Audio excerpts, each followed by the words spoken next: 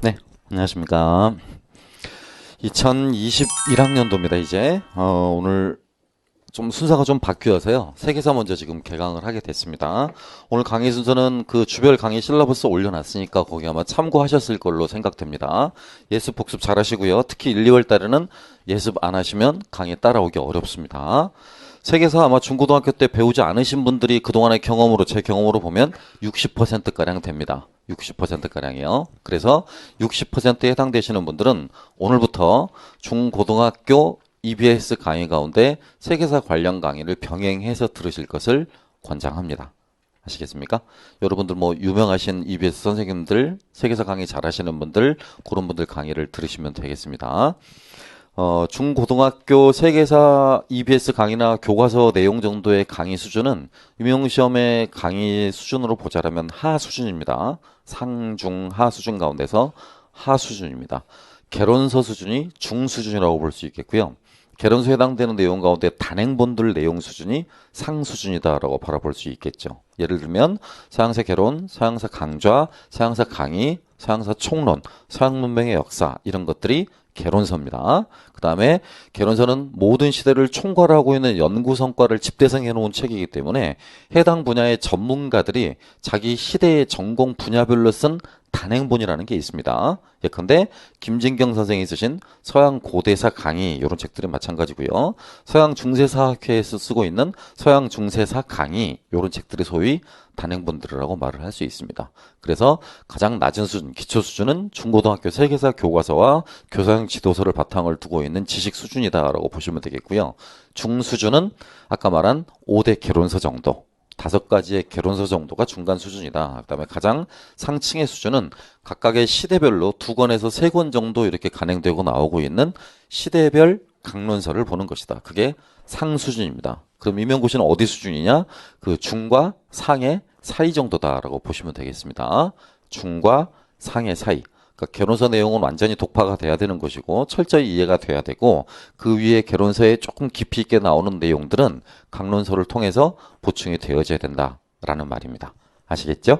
강의 진행하면서 차근차근 하나씩 말씀드리도록 하겠습니다. 피곤하실 테니까요. 강의 진행은 기본적으로 많이 쉬겠습니다. 많이 자주자주 쉬는 걸로 진행하겠습니다. 원래 제가 50분 하고 10분 쉬고 이랬는데요. 올해는 패턴을 좀 바꿔서 30분 하고 5분 쉬고 30분 하고 5분 쉬고 이런 식으로 해서 쉬는 시간을 굉장히 많이 쪼개도록 하겠습니다. 네, 강의 기획서 실러버스 보시고 이제 강의를 들으신 거기 때문에 잘 아시겠습니다만 첫 번째 시간에는 그 서양 사학사 총설이다라고 생각하시면 됩니다. 그동안에 한국의 서양사 연구가 어떻게 이루어져 왔는가라는 것에 관한 개괄을 하게 될 것이고요. 그 개괄 내용에 기초해서 이제 1, 2월 달 기본 교재죠. 1, 2월만 보는 건 아니고 이제 올해 1년 내내 보시게 될 교재인데요. 선생님을 위한 세계사라고 들어가 있죠. 제가 개인적으로 선생님을 위한 세계사라는 책 이름을 기획하고 책을 출간하기 시작한 게 2016년부터입니다. 16년요. 그러니까 지금으로부터 4년 전이었었죠. 그때는 제 섹션만 이렇게 만들어져 있어서 선생님을 위한 역사교육론, 선생님을 위한 서양사 이렇게 2권만 나왔더랬습니다. 그 다음에 그 이듬해 이제 구영모 선생님하고 팀티칭을 같이 하게 되면서 구영모 선생님이 선생님을 위한 한국사 시리즈, 선생님을 위한 동양사 시리즈 이렇게 맞추면서 이제 전부 다 시리즈가 완간이 됐고요. 거기다가 2차 서정용 대비라고, 시험용 대비라고 할 수 있는 선생님을 위한 수업 실현까지 이렇게 마무리가 돼서 제가 기획해왔던 선생님을 위한 시리즈라는 책은 이제 거의 다 완간이 된 상태입니다. 추후에 선생님을 위한 사료집이 기획이 발간이 예정돼 있고요. 선생님을 위한 한국사 사료집이요. 그 다음에 선생님을 위한 구조도와 마인드 매핑, 스키머집이 또 하나 기획 중에 있습니다. 해당 서적들은 전부 다 올 중간이나 올 말에 출간이 될 것입니다. 나중에 따로 뭐 필요하시다라고 싶으면 그때그때 말씀드리도록 하겠습니다. 그래서 간단하게 첫 번째 시간은 한국의 서양사 연구가 어떻게 진척되어 왔는가에 관한 개관을 해드릴 것이고요. 요 내용들은 중고등학교에서는 전혀 다루지 않는 내용들입니다. 대학에서도 서양사학과를 전공하시거나 역사교육과를 다니셨는데 서양 총사를 배우신 분, 이른바 서양사 개론이나 서양사 일반에 관한 부분을 배우신 분들은 한두 번 들어보셨을 내용이지만 그렇지 않은 분들은 처음 들어본 내용들이 될 것 같습니다. 그리고 시간 좀 쪼개서 해당 서적 내용, 수험서 선생님을 위한 시리즈, 그 수험서 내용을 간단하게 좀 언급해드리고 바로바로 진도 나가도록 하겠습니다. 통상 개강한 첫날에는 진도를 많이들 안 나가고 그러는 경우가 있는데요. 저희 같은 경우는 첫날에도 진도를 많이 나갑니다. 그러니까 속도가 굉장히 빠를 것이고 분량이 엄청나게 많을 것이기 때문에 오늘 댁에 돌아가셔서 철저하게 다 복습하셔야 되겠습니다. 자, 프린트 나갔던 거 보겠습니다.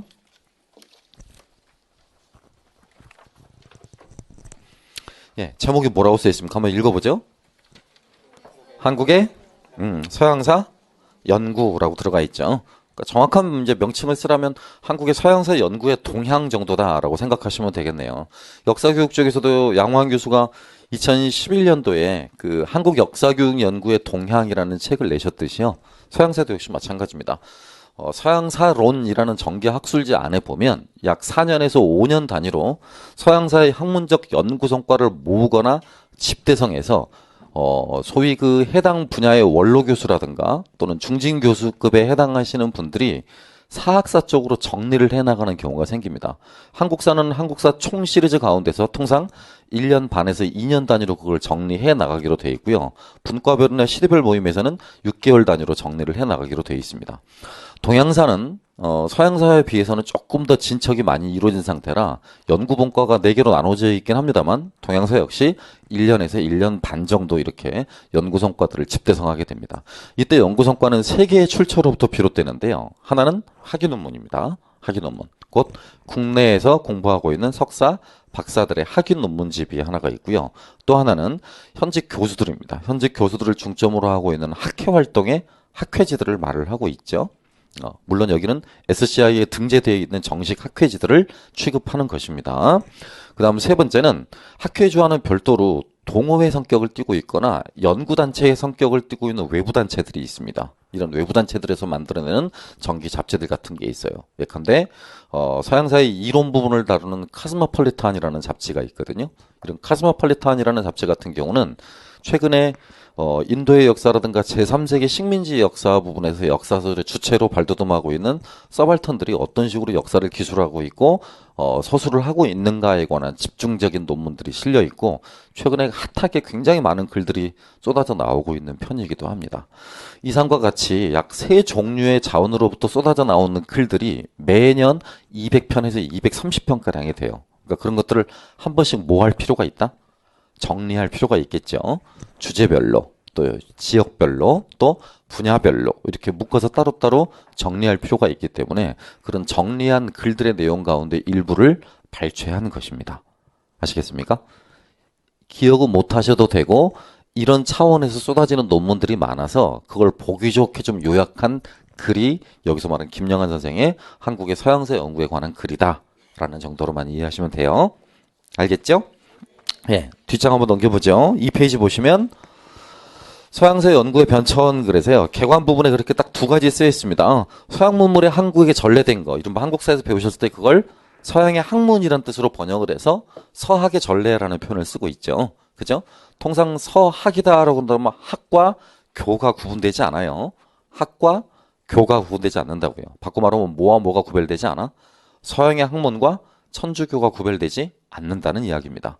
곧 서양의 학문 이퀄 서양의 종교로 인식되기 시작했었고 그런 것들이 17세기 말부터 국내에 도입되기 시작했다라는 것이죠. 그런데 이제 이 교와 학이 분리되면서 학의 자료로 자리매김을 하게 될 때가 거기 나와 있듯이 언제다? 19세기라고요. 19세기 이른바 서양사 교육이 실시된 것은 19세기다라고 쓰여 있습니다. 대부분 서양사 교육은 시무용 교육이었습니다. 시무용 교육. 그 19세기 전 세계의 추이가 어떠했고 그 추이에 맞춰서 우리나라는 어떤 일들을 해야만 하는가라는 시대에 적절한 책무 또는 시대에 적절한 의무 시대에 걸맞춰 해야 될 일들이 무엇인가를 다루는 교과라는 뜻을 시무용 교과라고 불러요. 이해하시겠어요? 전 세계적인 흐름의 변화 위에서 우리는 어떤 발돋움을 해야 되겠고 어떤 자리매김을 해야 되겠는가에 관한 내용들을 다루고 있었던 것이 19세기 세계사 교육의 과제였다라고 보시면 되겠습니다. 서양사학이 학문적으로 연구되기 시작한 건 언제부터다? 해방 직후부터다라고 그랬습니다. 해방 직후요. 해방 직후에 국사교육을 담당했던 대표적인 단체도 하나 있었죠. 진단학회였습니다. 진단학회. 학회예요. 따라서 역사학 분야에서 한국사학, 또 서양사학, 또 동양사학, 아울러 하위분과였던 역사교육 분과, 역사교육 연구위원회까지 해서 4개가 동시에 출범을 하게 돼요. 물론 시차는 있습니다. 1, 2년 정도 시차는 분명히 있지만 어쨌든 해방 직후에 이런 단체가 전부 다 출범되었다라는 사실은 해방 직후에 우리 한국 역사학이 직면하고 있는 가장 주된 과제가 식민사학의 청산이었다라는 데는 명확해 보입니다. 알겠습니까? 해방 직후에 한국사학의 지상 과제는 바로 무엇이었다? 식민사학의 청산이다. 식민사학의 청산. 따라서 식민사학의 메타담론 또는 대립담론으로 기능하고 있었던 무슨 사학? 민족주의 사학이죠. 민족주의 사학. 이른바 한국 사학사에서 배우셨듯이 그 시기라면 1940년대 시기를 지칭하고 있기 때문에 신민족주의 역사학을 지칭하고 있습니다. 신민족주의 역사. 곧 식민사학에 대한 안티테제로 신민족주의 역사학이 발원하고 기능하고 있을 무렵이 해방 직후 시기다라는 거예요. 알겠습니까? 자, 고개 드시고 3가지만 기억합니다. 고개 드시고 3가지만 기억해요. 서양사가 우리 쪽에 전래된 건 학과 교가 구별되지 않은 상태였다. 몇 세기였다? 17세기였다. 17세기였다. 키워드를 잘 고르는 연습들을 하셔. 17세기 서학 천주교 동일시 시작. 19세기 따라서 하세요. 19세기 세계사 교육에 대한 관심 심우용 변화하는 시대상에 따라서 앞으로 우리나라가 나아가야 될 방향이 어떤 것인가 이걸 살펴보기 위한 도구교과 이걸 심우교과라고 부릅니다. 이해하시겠습니까? 본격적으로 해방 이후에 현대 역사학 가운데 서양사학이 탄생했던 시점은 바로 해방 직후다. 해방 직후에 한국 역사학의 지상 과제 키워드가 뭐다? 식민사학의 청산이다. 안티테제는 반대 명제는 뭐다? 그러니까 식민사학을 극복하기 위한 대응 논리는 뭐였다? 신민족주의 역사학의 발흥이었다. 요 3가지는 외우고 가셔야 돼. 알겠습니까? 배경 지식이 없다 치더라도 저한테 들었으니까 오늘 댁에 들어가실 때 3가지는 외우고 있어야 되겠습니다. 1957년 한국 서양사학회 창립에서 출발했고 현재는 지역별, 시대별 전문학회가 무려 10여 개, 정확히는 14개 정도에 지금 달하고 있습니다. 추후에 더 늘어날 가능성이 농후해 보이죠. 아마 20개 정도까지는 늘어날 수 있을 것으로 보입니다. 최근에 각광을 받고 있는 학회라면 이제 외고 출신 가장 젊은 교수들이 나타났었죠. 외고 출신들이 관심을 가지는 부분이 주로 어디겠습니까? 베네수엘라, 파라과이, 에콰도르 이런 쪽에 몰려있는 지역입니다. 지역 명칭으로 쓰면 중남미 아메리카입니다. 정확히는 중미 아메리카라고 부를 수 있죠. 중부 아메리카라고요. 뭐 그런 학회들도 생겨나기 시작하고 있고요. 아프리카 같은 경우도 서남아프리카권, 서북아프리카권, 동남아프리카권, 동북아프리카권 이렇게 해서 아프리카를 10십자로 나누어서 지역별 학회도 나타날 조짐도 보입니다. 물론 아직 형성되지는 않았습니다. 곧 57년에 가서야 한국 서양사학회가 정식으로 만들어지게 됐다라는 겁니다. 외울 필요는 없는데요. 서양사학회가 있다라는 건 상식적 수준에서 알고 계셔야 되겠습니다. 서양사학회. 서양사학회에서 만들어낸 잡지 명칭이 뭐겠습니까? 서양사론입니다. 이렇게 한자로 써 있습니다. 서양사론이라고요. 이렇게 나중에 도서관 같은데 그 정기간행무실 같은데 가시면 검색해 보시면 최근의 연구 성과 같은 것들을 알고 싶다라고 하면 저런 서양사론 잡지 같은 거 보시면 굉장히 효과적입니다. 학회별로 모든 연구 성과들을 총망라하고 있기 때문에 전체 서양사학의 연구 성과나 연구 동향을 이해하시는 데도 큰 도움이 될 거라고 생각합니다. 자, 밑에 보시면 한국 서양사학의 발전 단계를 총 몇 단계로 구별하고 있다? 5단계로 구별하고 있다. 5단계로. 1단계 19세기 말부터 해방 때까지, 해방 직전까지 있죠. 한국 서양사학의 태동기라고 그랬고요. 19세기 말에 설립된 신식학교들 하나만 말해봐. 아는 거 있으면. 19세기 말에 설립된 신식학교들 하나만 말해보셔봐봐. 아는 거 있으면. 뭐 있어? 응? 방문각 임용고시학원 있습니까? 뭐 있는데? EBS? 뭐 있어요? 한두 번쯤은 중고등학교 국사시험에도 들어봤을 텐데요. 그죠? 미국에서 학교 나오셔가지고 미국사 전공하셨습니까? 뭐 있어요? 신식학교? 어? 무슨 공원? 유경공원. 또? 원산학사. 또? 다 말하잖아요. 오산학원 이렇게까지. 국사 안 배우셨어요? 국사 선택입니까? 농담이었는데 너무 썰렁해지고 말았군요. 19세기 말에 설립된 이런 신식학교들에 의해서 서양사 교육이 민족의식과 독립정신을 고취하기 위한 수단으로 기능하고 있었다라는 겁니다. 물론 이때 배제학당이나 이화학당, 셰필드의 세계사 교재들 이런 내용들도 포함되는데요. 미리 그것까지 알 필요는 없을 것 같아서 나중에 한국 역사교육사 부분 할 때 그때 다시 다루도록 하겠습니다. 어쨌든 1910년 일본이 한국을 강점한 이후에 서양사 교육이 침체기에 빠져들게 됐다. 당연한 것이겠죠. 세계의 시야로부터 조선의 눈을 닫아두기 위한 조치였을 테니까. 그래서 이제 일본의 지배를 정당화하고 한국 신민으로서의 조선인을 재교육하기 위한 조선 교육령을 발동시켜야만 하니까 이런 조치들이 내려졌었겠죠. 그렇죠? 서구의 문물이나 개화에 눈을 뜬 식민지인들을 일본인들이 용납하기는 어려웠을 테니까.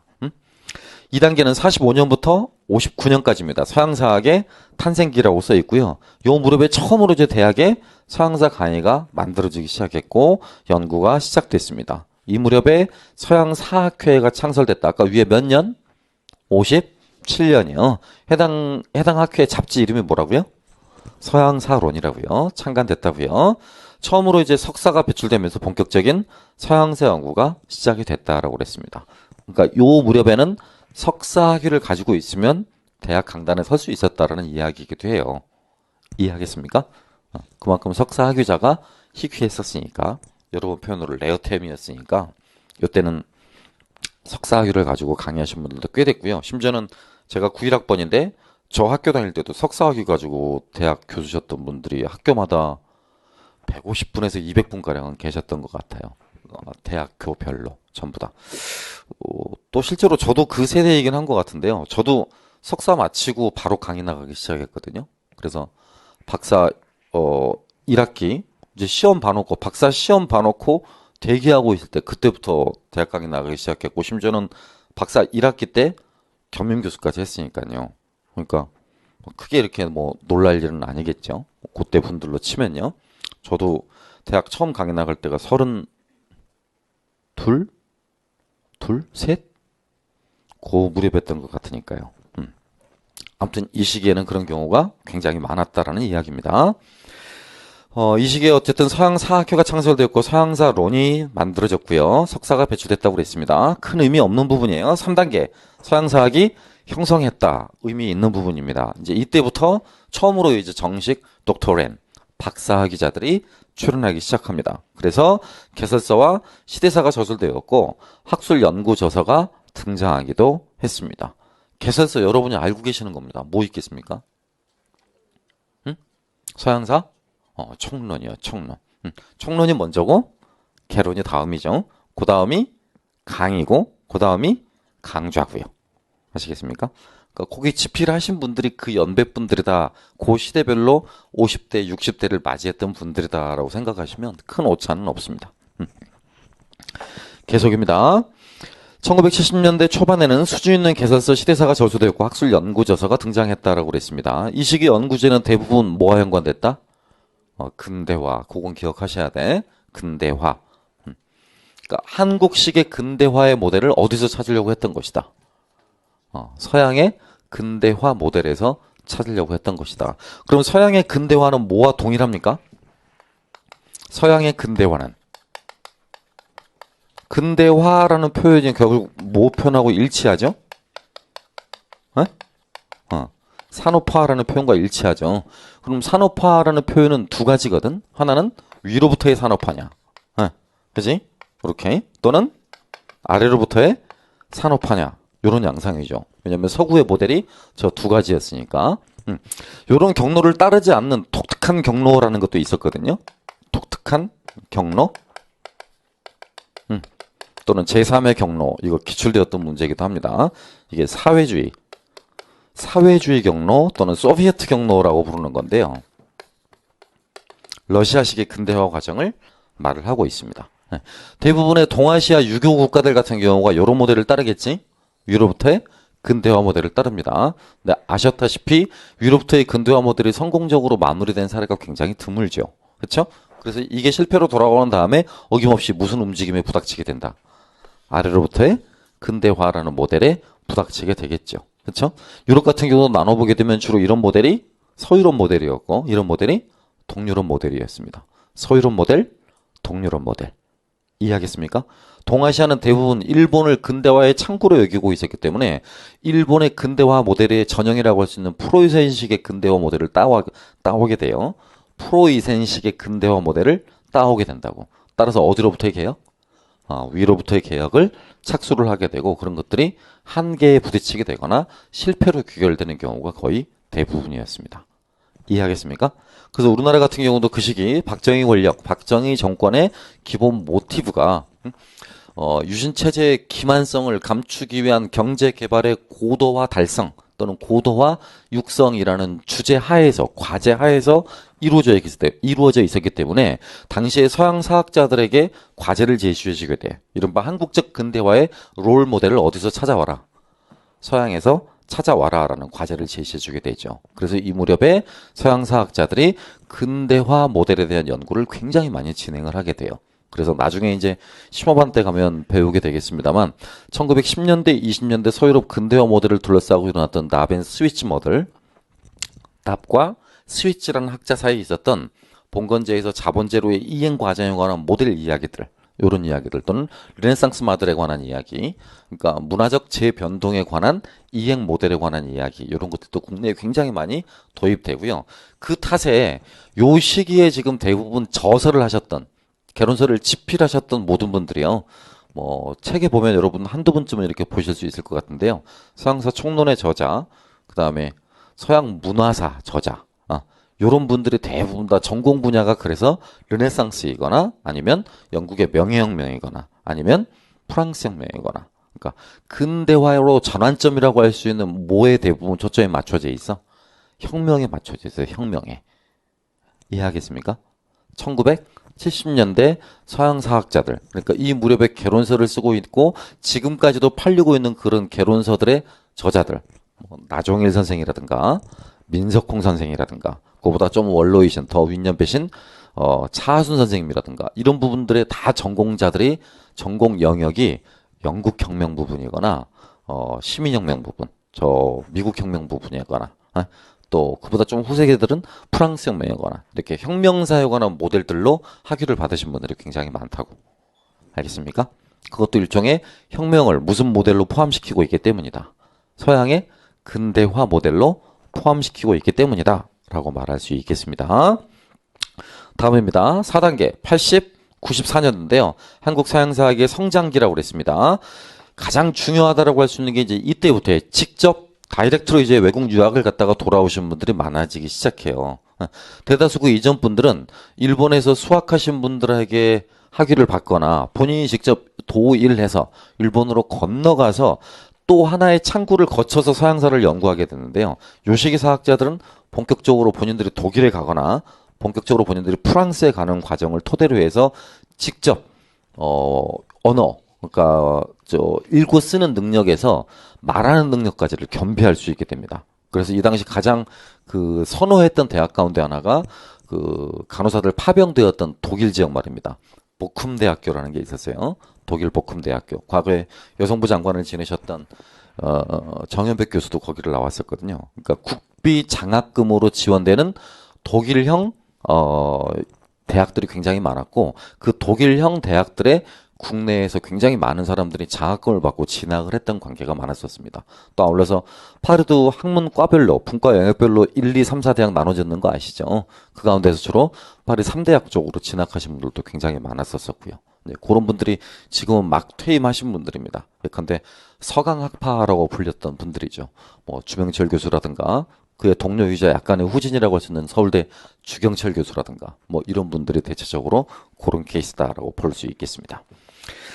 4단계였습니다. 연구 동향이 이때 이제 바뀌었다고 그랬습니다.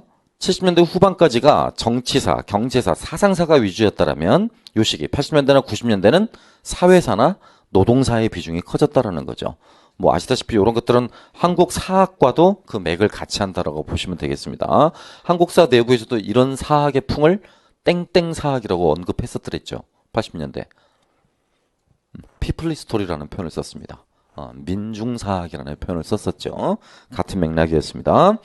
아울러 19세기 이후의 주요 관심사, 현대사로 옮겨지게 됐다라는 말도 써 있고요. 서양사학회가 더욱 많은 연구 분과로 나눠졌고 연구 영역도 확장되었다라고 써 있습니다. 이때부터 이슬람 문화권, 그죠? 뭐 정수일 교수라든가 그 깐수 사건으로 과거에 간첩 용의자로 지목되어서 수감 생활도 했던 학자분이었습니다. 원래 북한 학자였었는데 탈주하셔가지고 이제 동국대학교에 정착을 하셨다가 간첩 음모론으로 이제 감옥 생활, 옥고 생활을 치르기도 하신 분이었죠. 국내 이슬람 문화의 1인자십니다. 이런 분들 나타났고요. 라틴 문화권에 대한 관심도 증가됐죠. 한국 외국어대학교가 부상되기 시작한 것도 이 무렵부터입니다. 그러니까 외국어대학교에 중남미 관련한 언어학 전공하신 분들이 언어의 연구에서 비롯해서 이제 역사 연구로까지 나아가게 됐고 지금은 역사학 연구 분과에서도 외국어대학교가 차지하고 있는 비중이나 입김이 상당히 많이 커졌습니다. 예전에 비해서. 그래서 주로 이제 중남미 쪽이라면 무슨 언어권이겠습니까? 그렇죠. 에스파냐어를 쓰고 있겠죠. 한 나라만 빼고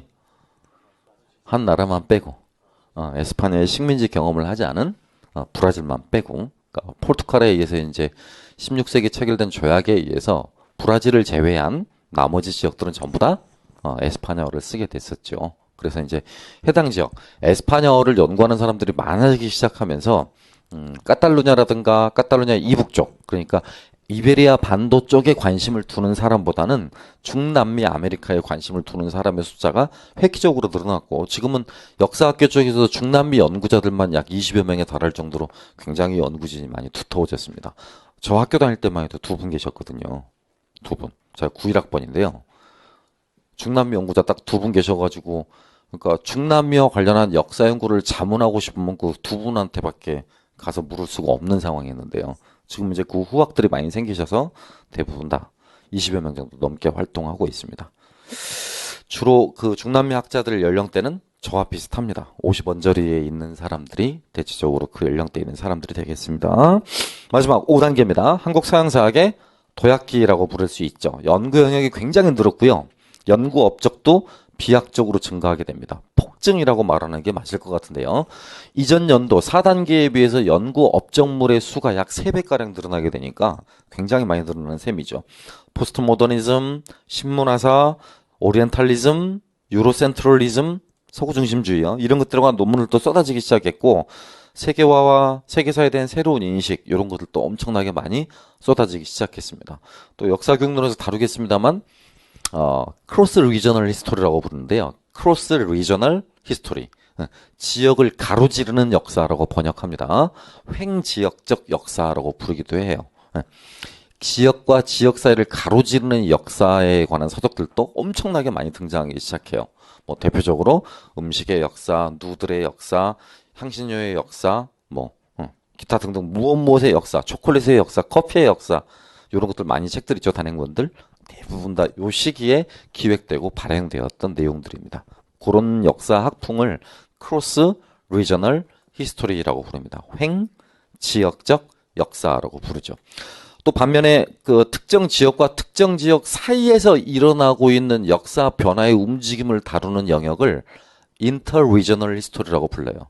갈색책 역사 교육문에서 배우게 되는데 지역 사이에서 일어나고 있는 상호작용이라고 그래서 간지역적 접근이라는 말을 씁니다. 사이간자를 써서 간지역적 접근 이런 말도 써요. 자, 다음 페이지 보겠습니다. 이렇게 서양사 연구는 총 몇 단계로 이루어졌다? 복습 한번 해보죠. 총 몇 단계다? 5단계로 이루어져 있다. 맨 처음부터 해보죠. 도입되었던 거 17세기 학과 교가 구별되지 않았다고요. 19세기였습니다. 19세기. 이게 17, 19. 처음으로 이제 무슨 교육이 이루어졌다고요? 세계사 교육, 서양사 교육이 이루어졌다고요. 시무의 성격을 띠고 있다라고 했습니다. 시무. 그러니까 전 세계 동향이 어떠하고 그에 발맞춰서 우리는 어떤 역할을 수행해야 되겠는가를 다루고 있는 시무라고 했었습니다. 본격적으로 학문의 연구가 이루어지기 시작한 건 요때 이후라고 그랬습니다. 해방 직후요. 요 직후라고 그랬으니까 이때까지는 학문적 연구 이게 추진됐다라고 볼 수 있고 이제 이때부터를 나눠서 몇 단계로? 5단계로 나누고 있다라고 두시면 돼. 알겠죠? 명칭 다른 건 아무것도 외울 것도 없고요. 제일 중요한 게 거기 몇 단계라고요? 아까 제가 형성되었을 때 처음에 서양사학이 형성되었을 때 몇 단계다? 3단계다. 3단계. 60년도부터 79년도까지고요. 4단계. 그게 중요하다고 그랬어. 서양사학이 성장했을 때고요. 무슨 모델? 요거죠. 요거. 출판 썼던 거. 근대화 모델을 어디에 적용하기 위한 것이다. 한국 역사학에 적용하기 위한 것이었다라는 정도 기억하시면 되겠습니다. 나머지 것들은 참고만 하셔도 돼요. 자, 뒷페이지 넘어가시면 서양사 연구세대에 그래서 인물들과 그들이 쓴 저서 들어가 있습니다. 연도 보이시니까 전부 다 아실 것 같고요. 그쵸? 1세대는 여러분 아마 모르실 건데 제가 학교 다닐 때까지만 해도 다 살아 계셨던 분들이었습니다. 그래서 한 분 정도는 특히 거기 김성근 선생님 같은 경우는 굉장히 유명하시기도 하신 분이었었죠. 2세대 민석홍, 이보영, 기련모, 노명식, 양병우, 차순, 김진경, 홍사중, 이민호, 최문영, 이광주, 지동식에 이르기까지 상당수가 다 근대사 전공자들이에요. 근대사 전공자들. 근데 지금은 이제 돌아가신 분도 계시고 현재까지 생존해 계신 분도 계시고 그랬습니다. 3세대 이제 그쯤에서부터가 대부분 지금까지도 왕성하게 활동하고 계신 분들이죠. 다 연배는 60대 넘은 분들입니다. 이 원고를 쓰신 김영환 선생님, 그다음에 로마사를 전공하신 퇴임하신 서울대 명예교수 허승일 선생님 이런 분들, 또 임유한 선생님 이런 분들 경희대였었죠. 건국대로 나중에 옮기셨던 걸로 알고 있고요. 요 분들이, 그러니까 요 3세대에 해당하는 분들이 이제 저 같은 학번들을 좀 가르치기 시작했고, 그 4세대에 해당하는 분들이 저 나이 때 석사들을 보통 지도해 주신 분들입니다. 4세대에 해당하는 분들이. 그러니까 요 4세대 분들한테 지도를 받으셨던 분들이 공부를 제대로 하셨다면 지금 대학에 가셔서 활동 중이실 거고, 저처럼 공부를 제대로 안 했으면 학원에 나와 있게 되는 거고. 아시겠습니까? 요 4세대 분들입니다. 그 4세대 가운데 정현백 교수가 제 석사학위 논문 지도 교수입니다. 이렇게 정리가 될 수 있겠습니다. 배용 선생님은 아시죠? 서양사 강의. 박지양 제국주의론 연관해서 논쟁이 많은 분이죠. 그렇죠?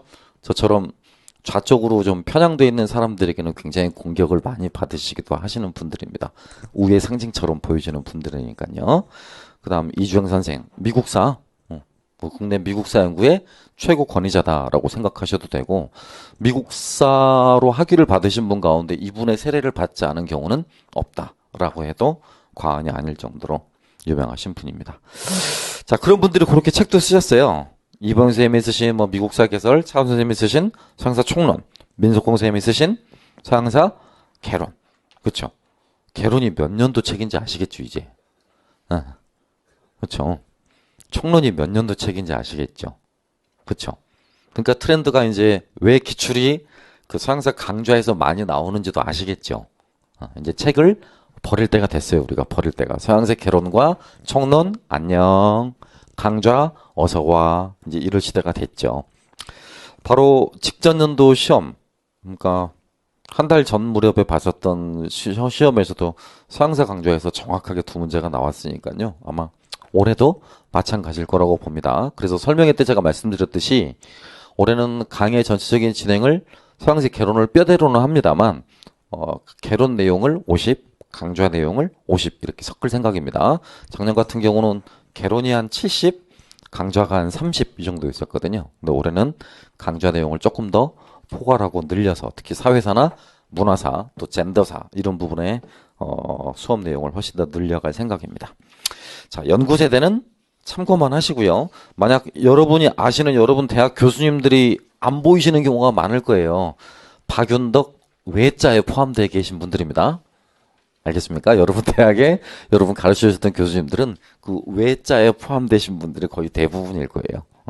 아마 대체로 굉장히 유명하신 분들일 거라고 생각이 됩니다. 예, 시험 문제는 안 나옵니다. 전혀 상관없는 부분이고요. 그런데 왜 배경 지식으로 알아두시면 좋을까요? 이런 것들은 왜?